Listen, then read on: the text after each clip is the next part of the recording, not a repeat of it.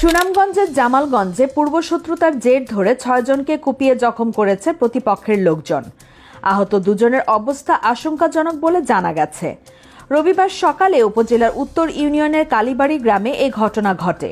আহতরা হলেন ওই এলাকার মৃত রমজান আলীর ছেলে জীবন মিয়া বয়স ৫৫, আওয়াল মিয়া বয়স ৪৬ ও মেয়ে সাজেদা বেগম বয়স ৪০, জীবন মিয়ার ছেলে রকিবুল ইসলাম বয়স ২৬, আবু তাহের মোল্লার মেয়ে আশুরা আক্তার রূপা বয়স ৩০ ও জীবন মিয়ার স্ত্রী শেফালী বেগম বয়স ৫০। এর মধ্যে গুরুতর জখম হয়ে আশঙ্কাজনক অবস্থায় সিলেট এমওজি ওসমানী মেডিকেল কলেজ হাসপাতালে ভর্তি আছেন জীবন মিয়া ও তার ছেলে রকিবুল ইসলাম। এলাকাবাসী সূত্রে জানা যায়, উপজেলার উত্তর ইউনিয়নের কালীবাড়ি গ্রামের জীবন মিয়ার ছেলে মারুফের সাথে খাসভূমি বন্দোবস্তের দখল নিয়ে দীর্ঘদিন যাবৎ বিরোধ চলে আসছে মৃত আলী আসগরের ছেলে আব্দুল করিমের। এ নিয়ে আব্দুল করিমের বিরুদ্ধে মারুফ মিয়ার একটি দায়ের করা অভিযোগ উপজেলা প্রশাসনের তদন্তাধীন আছে।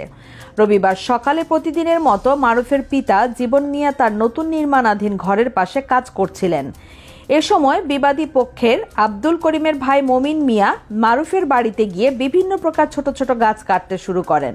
এতে জীবন মিয়া বাধা দিলে মমিন মিয়া ক্ষিপ্ত হয়ে এই জমি তার বন্দোবস্ত নেওয়া আছে দাবি করে হাতে থাকা দা দিয়ে উপর্যুপরি হামলা শুরু করেন। হামলার মুহূর্তেই আব্দুল করিম তার দলবল সহ দেশীয় অস্ত্র নিয়ে মারুফের বাড়িতে হামলা চালান। এ সময় মারুফের পিতা আহত জীবন মিয়ার চিৎকারে মারুফের চাচা ও তার পরিবারের লোকজন ঘর থেকে ছুটে আসলে অস্ত্রের এলোপাতাড়ি কোপে সকলেই আহত হন। এ সময় জীবন মিয়া ও তার ছেলে রকিবুল ইসলাম গুরুতর আহত হলে তাদের চিৎকারে গ্রামবাসী এসে আব্দুল করিমের লোকজনের হাতে থাকা রামদা সহ বিভিন্ন প্রকার দেশীয় অস্ত্র উদ্ধার করেন। এই রিপোর্ট লেখা পর্যন্ত অস্ত্রগুলো গ্রামবাসীর জিম্মায় রয়েছে। ঘটনার পর থেকে অভিযুক্তরা গা ঢাকা দেওয়ায় তাদের বক্তব্য নেওয়া সম্ভব হয়নি।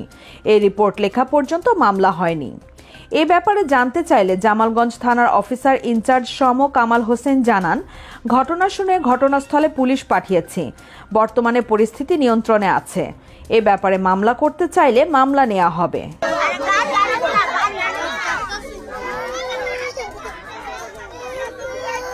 দিল আহমেদ, বিএমএফ নিউজ, জামালগঞ্জ, সুনামগঞ্জ।